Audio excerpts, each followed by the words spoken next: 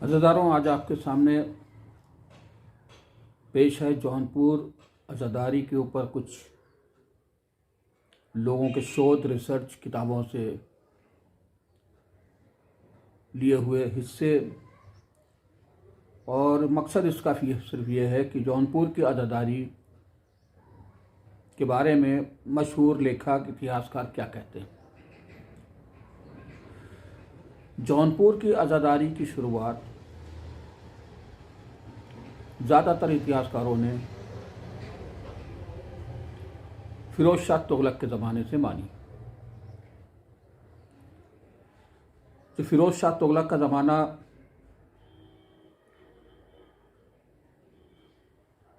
अज़ादारी की शुरुआत है। फिर शर्की सल्तनत आई और उसमें सबसे बड़ी जो दलील दी गई है वह एक किताब है हुसैन मुज़फ़्फ़र साहब की, history of Azadari Muharram in Jaunpur and Allahabad. इसमें फरमाते हैं ख्वाजा जहाँ मलिक सरवर के दौर से शारकी बादशाहों और उनके आखिरी सुल्तान हुसैन शाह तक ये सब अज़ादार हुसैन थे। ये सभी अज़ादारी करते थे और बहरहाल इससे एक कलाम अल्लामा इकबाल के याद आते हैं, निकल कर खानकाहों से अदा कर रस्म शब्बीरी, तो फ़ख्र खानकाही है फ़कत अंदोह दिलगीरी। और मौलाना मोहम्मद अली जौहर साहब का बहुत मशहूर है कि क़त्ल हुसैन असल में मर्ग यजीद है, इस्लाम ज़िंदा होता है अर करबला के बाद। हमारे जौनपुर में अज़ादार हुसैन का वजूद जो नज़र में आता है इतिहासकारों के, वो फिरोज शाह तुगलक के दौर से आता है। और उसकी कुछ दलीलों में 1371 में जौनपुर का इमामबाड़ा बना, जिसे मौलाना सैयद अली नसीर मोहम्मद नसीर खान छत्री घाट ने बनवाया। छत्री घाट का ये इमामबाड़ा जौनपुर का पहला इमामबाड़ा कहा गया। वक्त के साथ साथ सिकंदर लोधी के हमले से इमामबाड़ा धराशायी हो गया और बाद में इसी इमामबाड़े के टीले पर, जहाँ पुराने इमामबाड़ों के अवशेष दिखेंगे आपको, एक नए इमामबाड़े की तामीर की गई। तो पहला इमामबाड़े की निशानदेही फिरोज शाह तुगलक के दौर में ही हुई। उसके बाद जौनपुर का दूसरा इमामबाड़ा बना और इस दूसरे इमामबाड़े को बनाया फातिमा बीबी ने, जिनका मशहूर नाम था बहुआ बीबी। बहुआ बीबी उन्हीं मौलाना नसीर अली की बेटी थी जिन्होंने छत्री घाट का इमामबाड़ा बनवाया था। इस इमामबाड़े को बनवाने के लिए शहजादा नासिरुद्दीन मोहम्मद तुगलक ने ज़मीन दी थी और इसका जिक्र page number 21 history of Azadari Muharram in Jaunpur में मौजूद है। ये इमामबाड़ा आज जौनपुर का बहुत मशहूर इमामबाड़ा है, जिसे इमामबाड़ा मीर बहादुर अली कहा जाता है। इमामबाड़ा दालान से भी लोग इसको पुकारते हैं और इस नाम से ही मशहूर है। उसके बाद शारकी दौर आया। ये तो दो इमामबाड़े फिरोज शाह तुगलक के ज़माने के, और दोनों की निशानदेही भी आज है। और इमामबाड़ा दालान तो उस वक्त की पहचान आज भी है, उसी तरह से बना हुआ है। बल्कि उसके आसपास कुछ कब्रें या मकबरे जो दिखते थे वो भी पुराने दौर की चीज़ें बनी हुई हैं। शारकी दौर आया जो यकीनन 1440 के आसपास का था। इस शारकी दौर के अंदर मलिक सरवर मालिकुश्शर्क, या जिसे कहिए ख्वाजा जहाँ, इसने कोई इमामबाड़े की तामीर नहीं करवाई। लेकिन जहाँ भी मजलिसें वगैरह हुआ करती थी, मलकिया खानी होती थी, जो वहाँ अपने ख़जाने से पैसे देता था। उसके बाद इब्राहिम शाह शारकी का दौर आया और इब्राहिम शाह शारकी ने सबसे पहले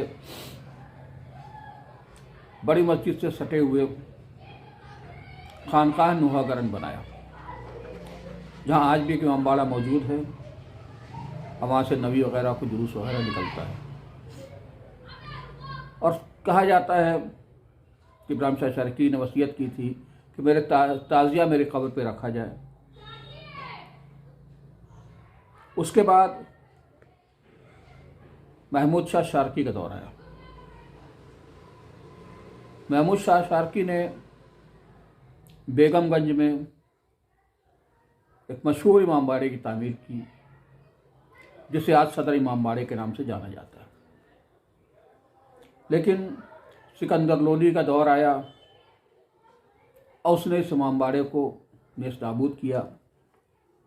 लेकिन अभी भी मस्जिद के आसपास के कुछ इलाके, कुछ हिस्से पुरानी निशानदेही की गवाही दे रहे हैं। बाकी इमामबाड़ा फिर नए सिरे से तामीर किया गया और आज इसको जौनपुर की मरकज़ी हैसियत मिली हुई है। सुल्तान महमूद शाह शारकी ने जब सदर इमामबाड़ा बनवा लिया तो उनकी बीवी राजे थी, जिनकी दखल राजनीति में, बादशाहत में अक्सर होती थी। बीबी राजा ने एक खानका बनवाई बेगमगंज में, जहाँ लाल दरवाज़ा जिसे आज कहते हैं। एक इमामबाड़े की तामील करवाई, एक मदरसा हुसैनिया बनवाया और वहीं उनका महल भी था। उस महल का दरवाज़ा लाल याकूत का बना हुआ था, जो अब नहीं रहा, लेकिन वो इलाका लाल दरवाज़ा कहा जाता है, इसलिए उस मस्जिद को लाल दरवाज़ा कहा जाता है। जबकि वो मस्जिद सिपाहगाह है, नमाजगाह के नाम से मशहूर है। इमामबाड़ा बहरहाल नहीं रहा, लेकिन वो चौक आज भी मौजूद है। और इन सब के इंचार्ज मौलाना सैयद अली दाऊद कुतुबुद्दीन थे। सैयद अली दाऊद भी थे, जिनकी कब्र चित्रसारी और मोहम्मद हसन कॉलेज के बीच के खेत के बीच में एक गांव है सदल्लीपुर, सैयद अलीपुर का बिगड़ा रूप सदल्लीपुर, वहाँ उनकी कब्र आज भी मौजूद है। यह तो हुआ शारकी पीरियड के अंदर। फिर उसके बाद सिकंदर लोधी के तोड़फोड़ करने के बाद और उसके खिलाफ फतवा जारी होने के बाद आज़ादारी तो कायम रही, लेकिन इमामबाड़ों का बनना थोड़ा रुक गया। फिर अकबर का दौर आया, मुग़ल पीरियड के अकबर का दौर आया। और अकबर के दौर पे मोइन खान खाना, जो अकबर का गवर्नर था जौनपुर का, उसने मस्जिद बनवाई, खानकाह ज़िक्रन बनाया, जो आज भी कटघरे में मौजूद है। यकीनन इसमें भी तोड़ फाड़ है, तो काफ़ी कुछ ख़त्म हो गया है। एक कनाती मस्जिद भी मौजूद है। लेकिन यहीं से चहलुम का जुलूस हर साल आज भी निकलता है। फिर उसके बाद एक साहब थे सैयद अहसन अख्विंद मीर, जो हुमायूं के साथ आए और जौनपुर में सेटल हो गए। सेटल होने के बाद उन्होंने शुरुआत किया जुलझना बनवाने की। जो खूबसूरत जुलझना जौनपुर की पहचान है, ये अख्वंद मीर साहब की ही देन है। अब फिर उसके बाद कुछ इमामबाड़ों का वजूद आया, जिसमें कदम रसूल है, शाह का पंजा है, बागे हाशिम में है, जो आज इतिहासकारों की नज़र से बचा हुआ है।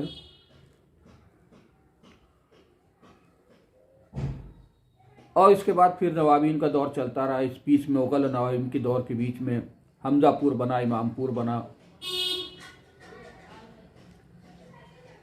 फिर अंग्रेज़ों का दौर आ गया।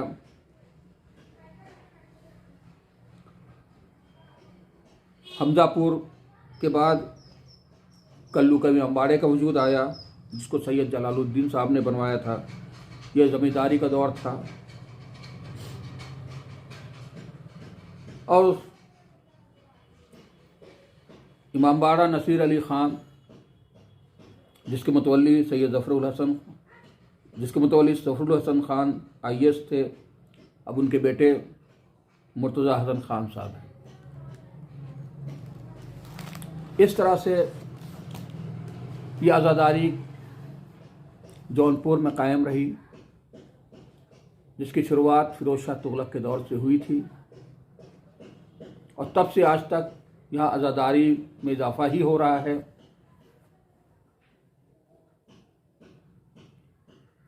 और आज भी यहाँ हुसैन के चाहने वाले शियों की पॉपुलेशन लखनऊ के बाद दूसरे नंबर पे आती है।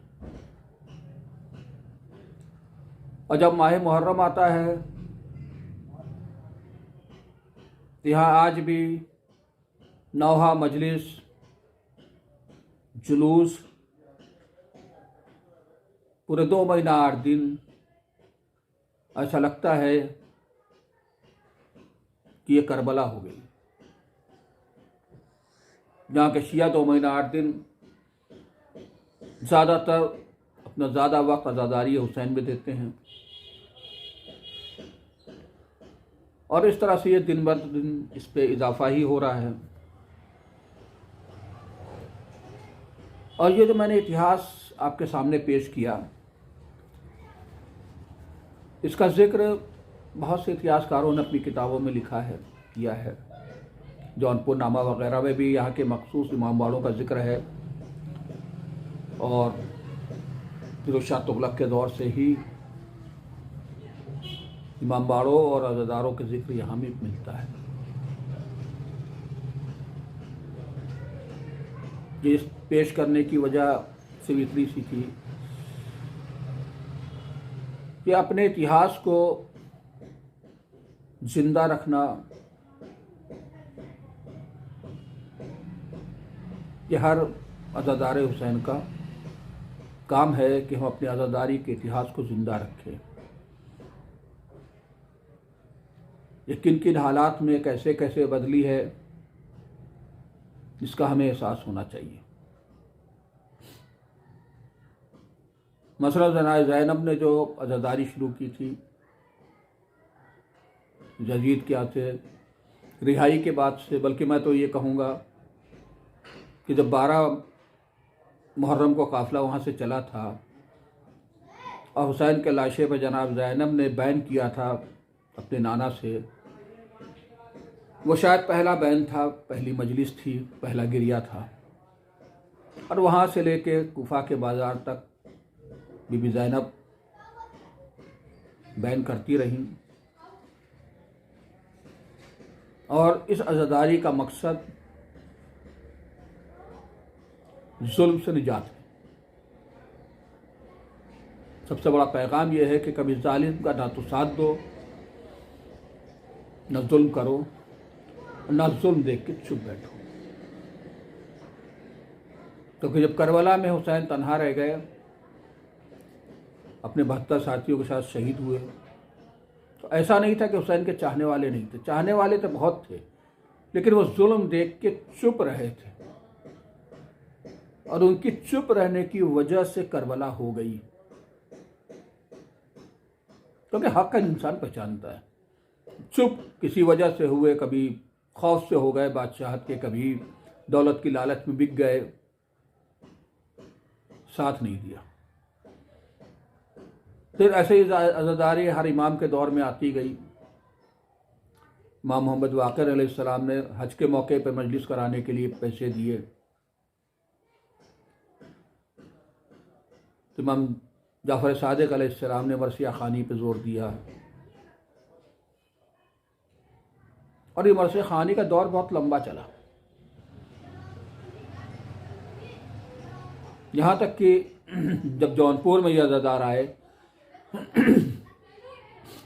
तो मजलिसों का ये जो आज जो तरीक़ा है वो नहीं कायम था। इमाम बाड़े तो बनते थे, लेकिन होती थी उसमें मजलिस के रौब पे मरसिया खानी, मजलिसों में मरसिया खानी होती, तो जो आज भी कुछ जगहों पे कायम है, होती है। फिर धीरे धीरे लोग उस लैंग्वेज से बचने लगे, लोग उस लैंग्वेज को जानने वाले कम होते गए, और दबीर व अनीस के दौर के बाद एक उरूज रहा। उसके बाद ये मरसिया खानी हदीस खानी पे आ गई, और मजलिसों में फिर सोस खानी, पेश खानी, फिर ज़ाकिरी का जो अंदाज़ है हदीस, इसमें खुतबा होता है, फ़ज़ाइल होते हैं, दीनी तालीम की बातें की जाती हैं, मसाइब होते हैं। इसमें ज़्यादातर उर्दू का अल्फाजों का इस्तेमाल होता है, और अक्सर ज़ाकिर कुरान की आयतों को अरबी में ज़िक्र करके उसका तर्जुमा करके समझाने की कोशिश करते हैं। यह ज़ाकिरी का अंदाज़ आज तक कायम है, लेकिन धीरे धीरे अब इसमें तब्दीली आ रही है, और यह तब्दीली आने में थोड़ा वक्त जाएगा। उससे पहले जब आज़ादारी की शुरुआत हुई थी जौनपुर वगैरह में या कहीं भी हिंदुस्तान में, तो ये जुलूस आज़ादारी नहीं था, अलम ताज़िया वगैरह नहीं निकलता था। लोग जो दूर करबला से रहते थे, कोई कहता तैमूर लंग के वक्त में आया था वगैरह, इसकी भी हिस्ट्री है, दलीलें हैं, जिसमें फिर कभी जाऊंगा। लेकिन ताज़िया जो करबला न जा सका, वो याद हुसैन करने के लिए ताज़िया बना लेता है। यहाँ ये कहता चलूँ कि जो इमाम बाड़े हैं, जिनके बारे में अक्सर लोग ये कह देते हैं कि ताज़िया बनाने की जगह है, ये गलत है। ताज़िया बनता तो बाज़ारों में, दुकानों पे है।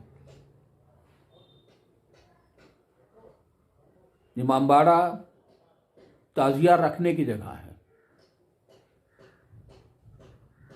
जिस तरह कोई मंदिर होता है तो मंदिर में कोई मूर्ति रखी जाती है, किसी देवी देवता की मूर्ति रखी जाती है। इमाम बाड़ा याद हुसैन में बनाया जाता है, ज़िक्र हुसैन के लिए बनाया जाता है, इसलिए वहाँ ताज़िया, तुरबत, अलम, जो निशानियाँ हमने याद की हुई हैं, वो वहाँ रखी जाती है। और ये ताज़िया भी कोई चीज़ ऐसी नहीं है इमाम हुसैन का लाशा करबला में बेगोरो कफन पड़ा हुआ था, उसे उठाने वाला कोई नहीं था, तो हमने हुसैन की तुरबत उठा ली। जो जो अरमान करबला वालों के पूरे न हो सके, उसे हम पूरे करने की कोशिश करते हैं। ईमान की मैयत नहीं उठाई गई तो हम उसकी जगह तुरबत बनाते हैं निशानदेही के लिए कि हुसैन की तुरबत है और हम कांधा देते हैं और कांधा दे के उसे दफन करने जाते हैं। क्योंकि इमामबाड़ा ज़िक्र हुसैन करने की जगह है और ऐसी जगह है जहाँ हर मज़हब के लोग आया करते हैं, जहाँ किसी के आने पर कोई रोक नहीं है। तो उसकी निशानी के तौर पर यहाँ हर वो चीज़ रहती है जो इमाम हुसैन से मंसूब है, शहीद करबला से मंसूब है। अलम है मौला अब्बास का अलम, मौला अब्बास के शाने कट गए थे, अलम गिर गया था कि हम हुसैन के चाहने वालों को, मौला के चाहने वालों को मंजूर नहीं। हमने वो अलम फिर से बुलंद कर लिया और ऐसा बुलंद किया कि अब हर जगह हम उसी परचम के साए में रहते हैं, उसी अलम को लेके जाते हैं और बताते हैं कि मौला अब्बास, अगर आपके हाथ से अलम दुश्मनों ने हाथ काट दिए थे, अलम गिर गया था, अब इस अलम को अब कभी गिरने नहीं देंगे। 6 महीने के असगर तो कुरबला के तीर से शहादत दी गई थी प्यासे अली असगर को, जिसकी उम्र झूला झूलने की थी। हम उसकी याद बनाने के लिए एक झूला ले लेते हैं ताकि अली असगर की शहादत को याद कर सकें। ये झूला भी हम इमामबाड़े में रखते हैं। जनाब सकीना थी इमाम हुसैन की बेटी, 4-5 साल की। बड़ा जुल्म हुआ उसके ऊपर, ताज़ियाने लगाए गए और होते होते यह दिन आया कि जिंदान में शाम में शहीद हो गई। हम उस सकीना का भी तुरबत उठा लेते हैं, सकीना को भी याद करते हैं। बहुत जगहों पे 72 शहदाओं की भी तुरबत उठाते हैं, 72 तुरबत के नाम से मशहूर है, इसके भी जुलूस निकालते हैं। यकीनन हम करबला वालों के दुख, उन पे हुए जुल्म को याद करने के लिए और हुसैन के मकसद को दुनिया तक पहुंचाने के लिए हमने एक मखसूस जगह बनाई थी इमामबाड़ा, और उस इमामबाड़े पे हमने ये सब तुरबतें रखी थी। यहाँ मैं और चीज़ ऐड करता चलूँ। देखिए, हुसैन के चाहने वाला दीन इस्लाम पे होता है और हुसैन का चाहने वाला किसी की ग़स्बी ज़मीन पर ज़बरदस्ती कब्जा की हुई ज़मीन पे दफन नहीं होता है। और ये चीज़ हमने हुसैन से भी सीखी कि जब हम हुसैन 2 मुहर्रम को करबला पहुँचे हैं तो सबसे पहले वहाँ के लोगों से एक पूरा हिस्सा खरीद लिया था, क्योंकि मौला को पता था कि अब हमारी शहादत यहाँ होगी और हमें यही ज़मीन पे सोना है, हमेशा के लिए दफन होना है। और सारी चीज़ें खरीद करके उसे वहाँ के लोगों को दे दिया था और वसीयत की थी कि जब हमारे साथ जुल्म हो जाए, हम कत्ल हो जाए, तो यहाँ हमें दफना देना। उन्हें यह गवारा नहीं था कि वो किसी और की ज़मीन पर दफन हो जाएं। तो जहाँ जहाँ आज़ादार हुसैन की कब्र मिले तो हरगिज़ न सोचिएगा कि किसी की कब्ज़ा की हुई ज़मीन है। उसी तरह मस्जिद है, मस्जिद किसी की ग़स्ब की हुई ज़मीन पर नहीं बनती है, और अगर किसी ने बना दी तो उसे कभी कोई आबाद नहीं करता है। मुमकिन है वही बादशाह बना दे, बादशाहत के जोश में कुछ भी हो, लेकिन मुसलमान उसे आबाद नहीं करता है। मुमकिन है कि कोई ज़मीन कोई बादशाह जबरन किसी से ले ले, लेकिन मुसलमान वहाँ दफन होने की वसीयत नहीं करता है, वो कभी वहाँ दफन होना नहीं चाहता है।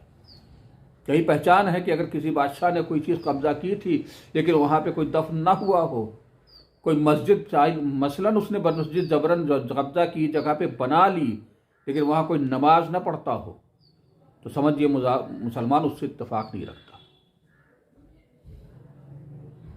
ये कुछ चीज़ें हैं, उसूल हैं, जो उसूल कभी नहीं बदलते। मुसलमान के लिए किसी भी फ़िरके का हो, उसके ये उसूल नहीं बदलता। यहाँ तक कि मस्जिद तो जाने दिए, अगर मुझे 2 रकात नमाज पढ़नी है और मैं किसी और के घर में बैठा हूँ तो मैं उससे इजाज़त लूँगा कि क्या मैं यहाँ पे नमाज पढ़ लूँ। और नमाज तो जाने दिए, नमाज पढ़ने के लिए वुज़ू जिस पानी से करते हैं उसके लिए भी इजाज़त लेनी पड़ती है कि इजाज़त ले करके तब उस पानी से वुज़ू करो, वरना नमाज नहीं होगी। तो जब बुनियाद ही नमाज की ये है कि किसी की जगह पे नहीं पढ़ सकते, किसी के पानी से नहीं पढ़ सकते, तो मस्जिद बनाना तो बड़ी दूर की बात है। तो आज इस इमामबाड़ों में अज़ादार जमा होते हैं और इसीलिए जौनपुर में अनगिनत इमामबाड़े बनाए गए, जहाँ से इंसानियत का पैगाम दिया जाता है, मोहब्बत का पैगाम दिया जाता है। हर मज़हब, हर फ़िरक़े वालों को वहाँ आने की इजाज़त दी जाती है। और इसी वजह से शायद यही है कि अज़ादारी दिन ब दिन फ़रोग़ पा रही है। अज़ादारों की मोहब्बत ज़ाहिर होती है, हुसैनियत पैगाम हुसैनी पहुँचाने की बार बार कोशिश करते हैं। और हुसैन के चाहने वाले की असल पहचान ही यही होती है, सब्र करने वाला होता है, अमन पसंद होता है। बाकी अगर कम ज़्यादा कहीं है तो इंसानी कमियां हो सकती हैं, दुनियावी असरात हो सकते हैं, लेकिन उसूल हुसैनी का कभी नहीं बदलता। इसी के साथ अगले उसमें अज़ादारी हुसैन के बारे में, जौनपुर की अज़ादारी के बारे में आगे भी आपके कुछ सवालात हों यकीनन आप पूछ सकते हैं कमेंट बॉक्स पे। और आप सब्सक्राइब करें ताकि ये पैगाम लोगों तक पहुँचे और इसकी जानकारी लोगों तक जाए।